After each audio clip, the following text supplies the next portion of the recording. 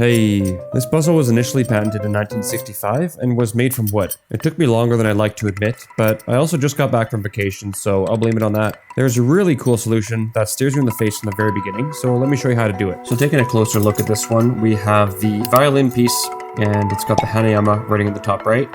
And then we have this violin bass with this stick piece here.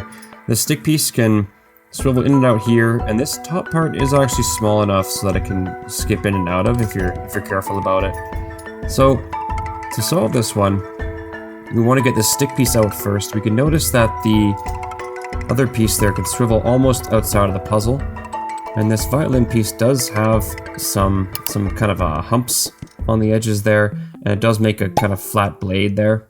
So it is supposed to kind of go out like that, but it doesn't seem to want to fit.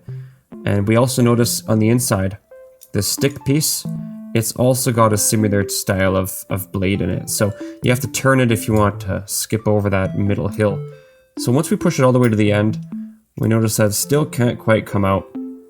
And you might get stuck here, which is where I got stuck for quite a long time, and trying to flip this around. And I'd thought maybe there was one of these humps that was different than the other side humps, so I tried switching this violin piece around. And that is actually the case, and I'll show you that in a bit. But it's not the way that you solve this puzzle. So the way you actually solve this puzzle is by bringing it around. Bring this stick piece all the way up. Once you can, you gotta push that piece up. Bring that up past that hump on the top, and then all you do is hold it. Just like so.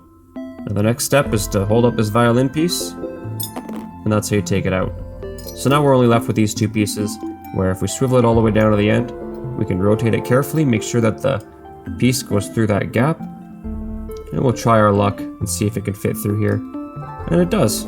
So it can go that way, and you can also go this way. Sometimes I find that top part a little sticky, so you can do either one, but that is how you disassemble the cast violin or violon.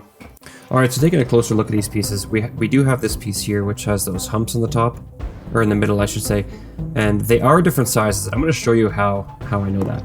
So if we put this piece, this is where we want to start, is putting this piece back in. I don't think it has a preferred side, so just kind of stick it in there. And then rotate it around, just like so. And then we want to stick it all the way back. And this is the part I was telling you about where you can't get it through if it's going straight through. You have to angle it a little bit if you want to slide it in. So now just by holding this stick piece, the violin bass will kind of just balance there. So we want to stick it in this way, but just to see if those grooves are different, let's try sticking it in this way here. And we'll note that it can't actually fit. Well, I can't get it to fit, not unless somebody else can get it to fit without really reaming it in there.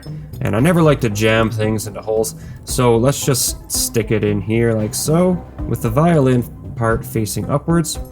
And that's how you put that guy back together. Now we gotta stick this violin piece back over top and through, so we need to bring this stick over and slide it all the way to the back. We'll notice that the violin piece, or the stick piece, is preventing us from going any further. So give it a twist, and then stick it all the way through. Rotate it all the way around, and you want to make sure this violin piece here on the bottom follows it through.